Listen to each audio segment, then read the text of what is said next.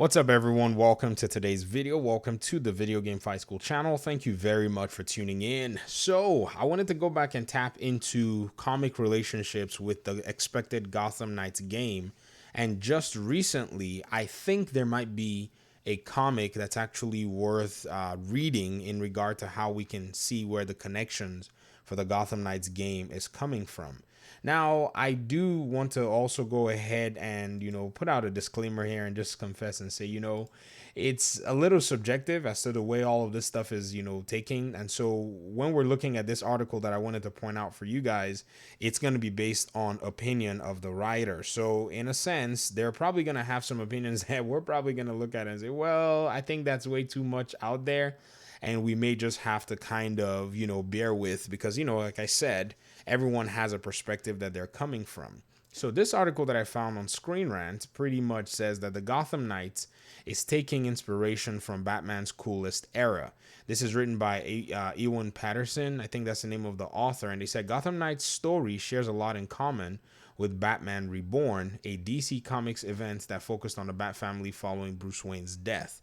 So it's quite obvious. Bruce Wayne is supposedly dead in this Gotham Knights game, and this author is making the case that where Gotham Knights is pulling from, the story, the lore, the mythos, is actually one of the coolest eras in the Batman comics. Now, this is a subjective view, like I said, and the author here is more than likely just sharing their own opinions. But let's go ahead and let's look at, some of the, commentary here and, that's been written. And they said, I'm going to switch this to reader view. They said Warner Brothers Games Montreal's upcoming Gotham Knights game may be taking inspiration from Batman Reborn, one of the Dark Knight's coolest comic book eras. Now, again, you can say whatever it is that you want to say, but I think the 52 books were quite rad, in my opinion. I think that era was actually solid. And so, but, I haven't necessarily read the Reborn books. I'm actually gunning for, picking up the particular volume 1 of it. If I can get my library, my wife's library set up to work. I already borrowed a bunch of books for this month already because I went crazy. And so she's going to help me borrow the book and I'm going to read it because I'm interested in that. And the author said, Gotham Knights centers around the Bat family following the death of Bruce Wayne, putting players in control of Batgirl, Barbara Gordon, Nightwing, Dick Grayson, Robin, Tim Drake, and Red Hood as they come up against the shadowy Court of Owls. Like Rocksteady's Batman Arkham games, Gotham Knights takes inspiration from a number of different comics and interpretations of the DC universe, both visually and storytelling-wise. However, Grant Morrison's Batman Reborn shares many similarities with the game as it's focused on the Bat family following the seeming demise of Bruce Wayne. So the idea is the seeming demise of Bruce Wayne. Now, what's actually very interesting, though, is at the end of the article, even though they went ahead and, said they think they had different opinions as to who should have played, what characters, and Damian Wayne actually being in this entire premise, there is something that's very interesting as to the end of this article. And it goes to show that there seems to be some kind of a weird attraction to remove, every semblance of Batman in a game that is heavily Batman centered.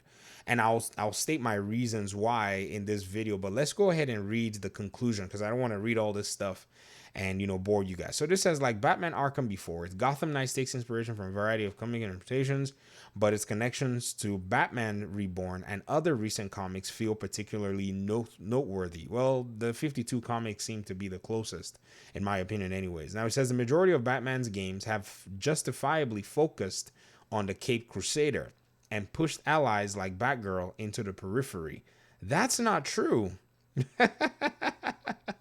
However, by embracing the Bat family's recent past as well as its decades of prior material, Gotham Knights can illustrate that a Batman game without Bruce Wayne isn't just possible, but maybe even preferable. The Dark Knight is arguably DC's hottest commodity, but games like this can show that his supporting cast can be just as compelling. That is yet to be proven. And this is another thing that I've said that happens a lot with the Western idea of how storytelling seems to want to work these days. It appears that sometimes a lot of these writers that are wanting to be, in a sense, much more postmodern in their approach, I think they wish away the heroes and the legends that usually have made up a lot of these stories. But you see, in order for you to be able to have a continuation of a legend story, the other character that's following have to have built up a lot of, I would say, credibility and a lot of that, story building, and in a sense, suffered their grass to grace stories and their grass to grace experiences. And the truth is, the Gotham Knights, every single one of them, almost, depending on how you look at it, have suffered their own grass to grace experience. Barbara Gordon, even in this particular trailer, you see that her wheelchair is actually right beside her when they actually show her. You see Jason Todd, you could tell that Jason Todd is probably on a hiatus in this particular, whatever. You could just tell that, he's just kind of back, or he's probably living his life, maybe having just, come back from all of the shenanigans that he's dealt with and reunited with Batman after all of those, his seemingly near-death experience with the Joker. You see Barbara, you see her wheelchair sitting on the left side of the screen here in the corner. So she's probably recovered from the Killing Joke issue. If this is a wheelchair, it looks like a wheelchair to me. So yes, these characters have already had their role to play. And there is no doubt that Barbara Gordon has actually been a significant character in a lot of the different Arkham games. She was there in Arkham City, even though she wasn't physically present in a sense. But in Arkham Origins, you could feel that the writing was very strong in the way that she was associated with Batman. And so, yeah, even though at that point it was an origin story they had first met, she believed in the character enough to help him, and even he believed in her enough to be able to receive the help. Batman's always acting like, oh, I got this. But there was still an instant connection between both of them, even at a time where her dad was still, in a place where he had a lot of animosity to her. So I don't know what this article is saying. I just can't fathom all of that. And then you have Nightwing, who's also gone through his own issues, being the first Robin and all of the above. And I would say even in Gotham Knights, Tim Drake is the only one who is still kind of young and is still probably, in a sense, still forming his story at this point. So again, I don't know necessarily why, this is something that needs to even be mentioned, because the truth is, you can always make a game with these knights without having to emphasize this one thing, that Batman is dead or not. The knights already have enough sway by themselves. I think the major reason of having to, in a sense, introduce the game with Batman being dead or whatever it is from a standpoint of marketing. Marketability is a big deal. Even the author themselves admit that Batman is one of DC's hottest items on the shelf. It's just the truth. It's not necessarily something that you can argue against. And with the marketability is the fact that the story of Batman has existed for over 8 decades. That's not a small amount of time. And so with that 8 decades has come a lot of different, ideas and iterations and storytelling premises, which has even made the character much more legendary. It's like inadvertently, all the talk about the character made the character a much more bigger Hall of Famer than, the character was supposed to be. So, it's just funny to see, though, that, I think maybe this is kind of a way for them to start softening up, players who may not necessarily want to engage with the Knights, but, are thinking to themselves, man, I'd rather had a Batman game. But I don't think that's a fair assessment. If somebody says I'd rather have had a Batman game, then, they'd rather have had a Batman game, because many people understand the significance of the character in that sense. And here's the truth. It's not necessarily that people just want a Batman game because they can't accept anything new. I think it's the fact that the character plays a very huge role in the revolutionizing of the superhero video game genre. It's much more than just, say, making a video game about the other characters. No, it's just the fact that once the company started to see the money flow, they were happy to allow for a sequel and a prequel and then the saga to end. And what I mean by this is Arkham Asylum basically opened the door, and then Arkham City pretty much, kicked the whole thing down. And then they looked and said, man, we got to get more of these games out. And then Origins followed, and then Arkham Knight pretty much just topped it off. So Warner Brothers saw the potential of this character, and with the new direction that they're going, it just seems to me that they may not necessarily be too certain as to how this is going to play out.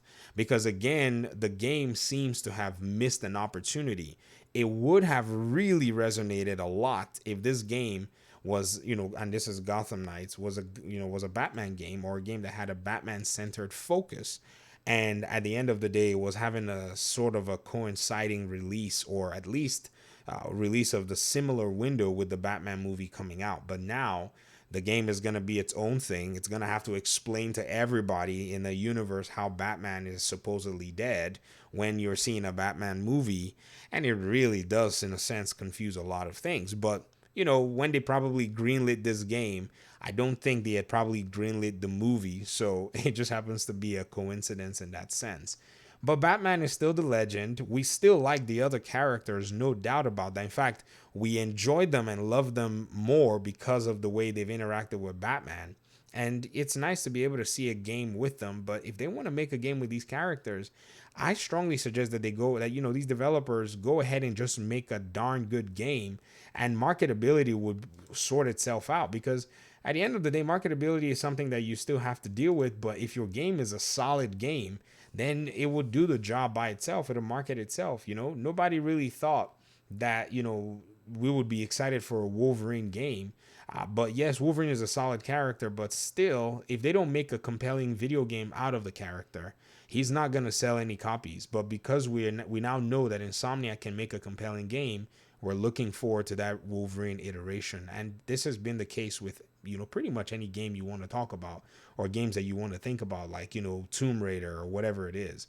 But I'll stop the video here, and I just wanted to hear your thoughts in the comment section. If you've read that, Batman's, comic with Reborn, let me know what your thoughts are in the comment section. Hopefully by the time we talk next about this particular, event or whatever it is in terms of the content, hopefully I'd have read it by then, and I'll have a little bit more about the storyline and talk, in more depth as to how I think the story relates or not, relates to the Gotham Knights game. Thanks so much for listening to the video. Appreciate you guys so much. Peace out.